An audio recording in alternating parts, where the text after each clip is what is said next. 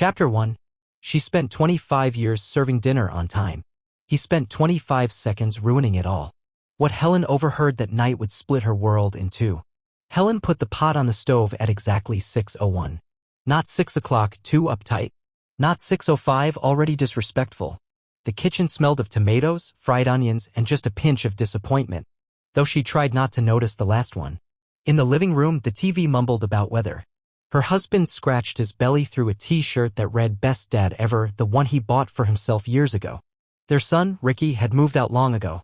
He called twice a month as if ticking off a box, "Don't forget the parents." Their daughter, Ashley, still lived at home but floated through like a ghost, only appearing for coffee and a charger. Helen poured soup into 3 bowls. "Gary, call Ashley for dinner," she said, adjusting the trivet. Yeah, he mumbled, eyes glued to the forecast. Of course, he didn't call her. Of course, Helen went herself. As always.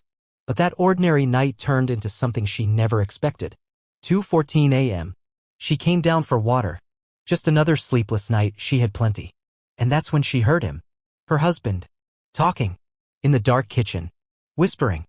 "You still awake?" he said softly, the kind of voice he never used with her. "I just wanted to hear you. I can't keep pretending." Helen froze. Even her breath didn't feel like her own. It was Gary, the man who farted on the couch, ate pickles out of jars, and forgot their anniversary. But with someone else, he sounded different. Like a man she hadn't known in years. "When?" asked a woman's voice. Calm. Confident. Not young, just certain. "Soon, I promise. I just need to settle things with Helen. She's not bad, just not you." Helen spilled water on her foot. The glass clattered into the sink. Silence. "Who's there?" Gary barked. "It's me. Your wife. Ring any bells?" Her voice was strangely calm. Gary froze, phone still to his ear. In any other setting, he would have looked ridiculous. Tonight, pathetic. "Helen, it's not what you think, Let's start with what you think I think, Gary. Go ahead. First guess." He said nothing. And in that silence, she heard everything. The years. The decades. The vacations she planned while he worked late. The blouses she ironed, not knowing he was removing them elsewhere. "It's complicated, Helen," he finally muttered. "No, Gary. Complicated is polishing your shoes for 23 years and pretending you're worth it. This is just low." He sat down, took off his glasses, looked at her like a deer that missed the stop sign. Helen looked at him and thought, "I'm not weak. I've just been convenient." And with that, it hit her. She didn't owe anyone her convenience anymore. "I never meant to break anything, Helen. We had something." She cut in. "Gary, the only thing we still have is a fridge and a mortgage. The rest? You gave it to her. So who is she?" He turned away. Said nothing. Helen didn't wait for the answer. She went upstairs, opened an old photo album. Wedding pictures. Her in a dress. Gary in a suit that didn't quite fit. Back then, she thought, he's just nervous. No. That was a sign. He never belonged in this picture. And now, that picture had become her prison. She lay in bed, and for the first time in years, she didn't feel fear. Just emptiness. But in that emptiness, there was room for something new. What happened next changed everything. You won't want to miss how it all unfolds. Chapter 2. She kept the secret for 48 hours. Not for him, for herself. But when his mistress called the house phone, all hell broke loose. Helen didn't cause a scene. No shouting. No tears. No dramatic exits. She did something worse, she stayed silent. For 2 days, she moved through the house like a ghost with perfect posture. Calm. Cold. Precise. Breakfast was served at the usual time. Only now the eggs were overcooked and the coffee bitter and black. She didn't forget the sugar. She withheld it. Deliberately. For Gary. On the 3rd morning, he finally asked, "You okay?" "Absolutely," she replied with a smile that could cut glass. He started to squirm. Because Helen was no longer his wife. She was a question he didn't know how to answer. Meanwhile, the house, once full of polite silence, began to change. Helen started making calls. Lawyer. Realtor. Old college friend. She even found a card for a couples therapist, left it on Gary's pillow. No note. Just the card. Message received. But the real catalyst came at 4:12 p.m. The dusty old landline phone rang. Helen picked up. "Yes. Is this Mrs. Taylor?" A woman's voice. Nervous but not young. "Who's speaking?" "This is Elaine. I just wanted to check on Gary. He hasn't answered.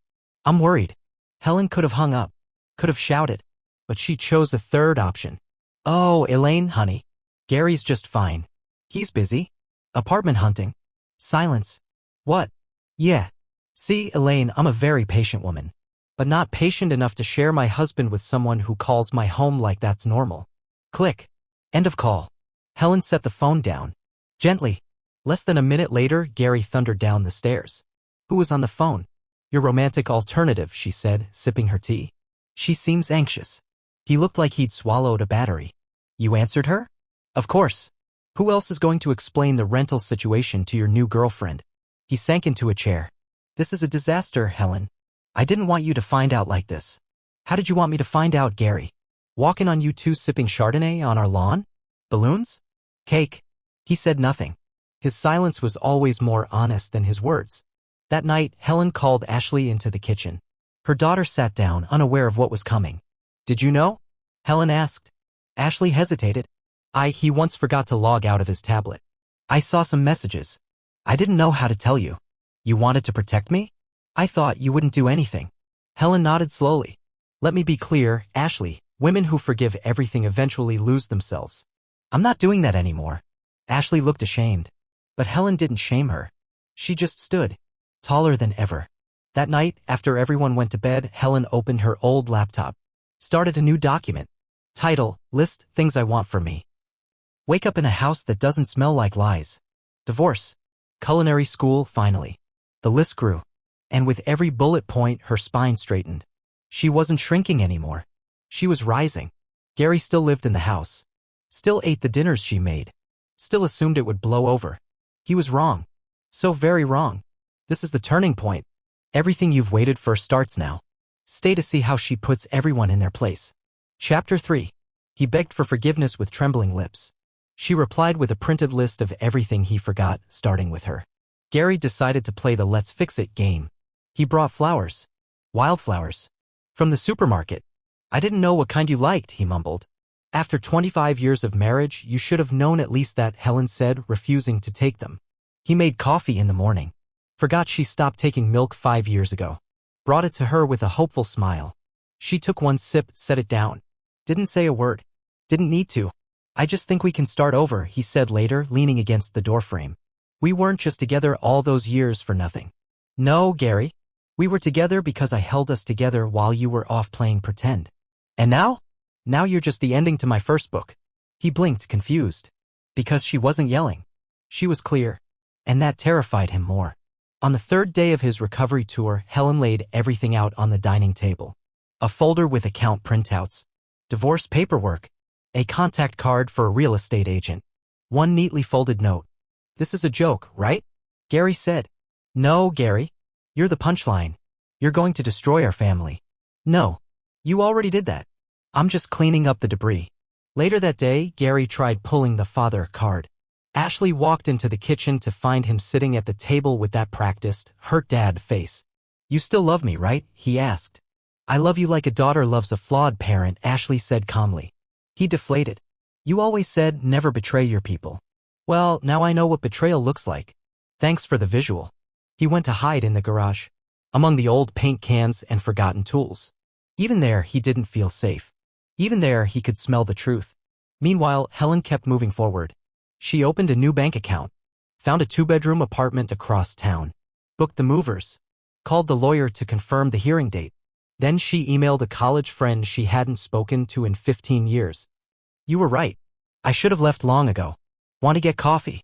The friend replied in 5 minutes. The hardest part wasn't moving out. The hardest part was seeing Gary cry. He didn't cry at his father's funeral. Didn't cry when Ashley got into college. But now when his comfort zone started slipping now he cried. I was a fool, he sobbed. I didn't realize what I was losing. Helen looked at him. Calm. Kind even. And said. And I didn't realize I ever had anything to lose until I stopped losing myself in you. Move-out day was a quiet Friday. Helen packed her books, the ones she stopped reading because he said you're always with your nose in a story. Her dresses, the ones she hadn't worn in years. And her journal, the list. She left the microwave. And a note. Gary, I'm not leaving. I'm returning to the woman I was before you. Don't worry. The microwave's still here. You always said that's what made a home. He found the note hours later. Sat on the edge of the bed. Held it like it might explain something. It didn't. He still didn't get it. But she did. And she wasn't looking back. Think she's done? Wait until betrayal shows up on her porch with a baby bump. The real storm hasn't even started. Chapter 4. She moved out. She thought she was free. But betrayal has a nasty habit of showing up, even with a key. Helen woke up to silence. No snoring. No coughing in the bathroom. No footsteps stomping across the hallway as someone looked for a missing sock while blaming her for the laundry. Her new apartment was modest but warm. The wallpaper wasn't old, it was vintage. The floor creaked like it approved of her decision.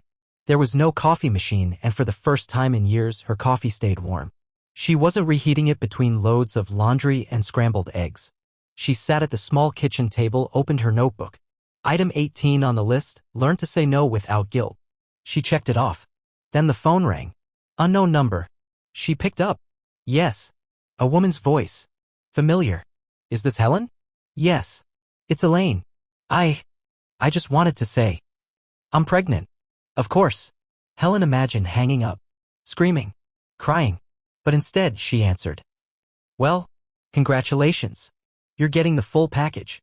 He doesn't just lie, he vanishes too. Standard kit.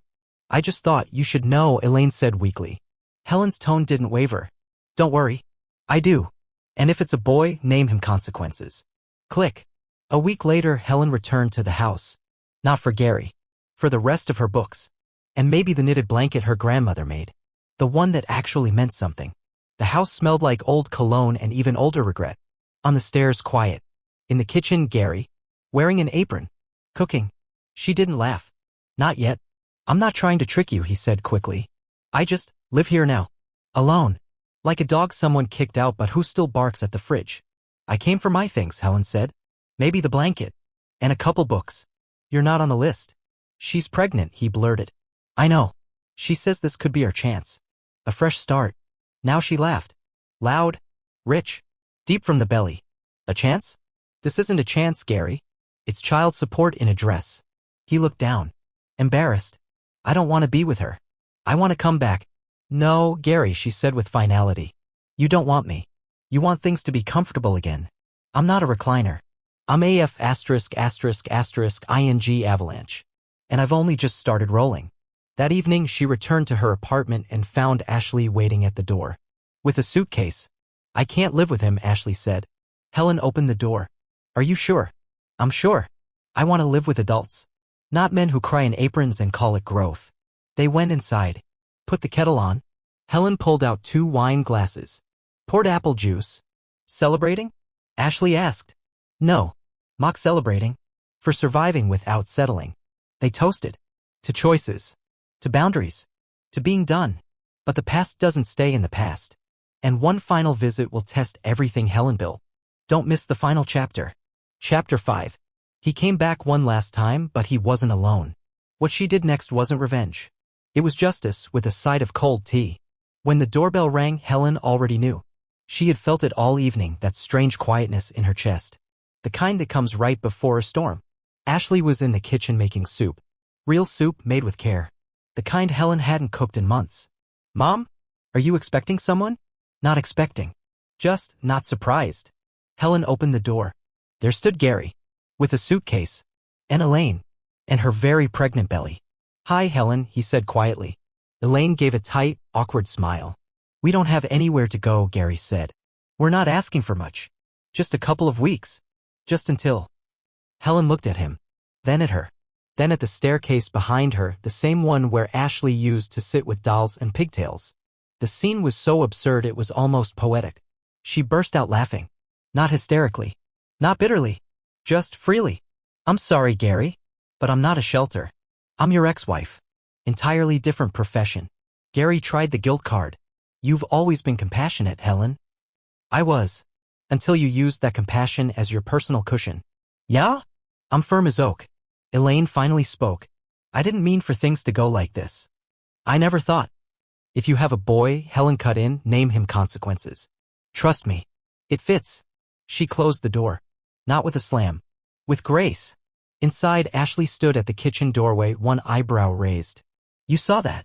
Helen asked. I saw that. I filmed none of it and I already regret it. They sat down. 2 women. 2 cups of tea. No tears left to shed. You know, Helen said, stirring her tea, I used to think forgiveness was strength. And now I know it's a choice. And I don't owe it to anyone who never earned it. 2 months later, her blog, Late Blooming, was gaining followers by the hundreds. She was enrolled in culinary school. She taught one class a week at the local women's center, starting over 101. She smiled. Often. For no reason. Gary paid child support. He wrote her emails. She never replied. One afternoon, she saw a neighbor crying beside her car. Helen walked over. Calm. Certain. Want to come in? I've got tea. And a list. For women starting over. Because Helen no longer held the family together. Now she held herself. And she was never ever going back. The end.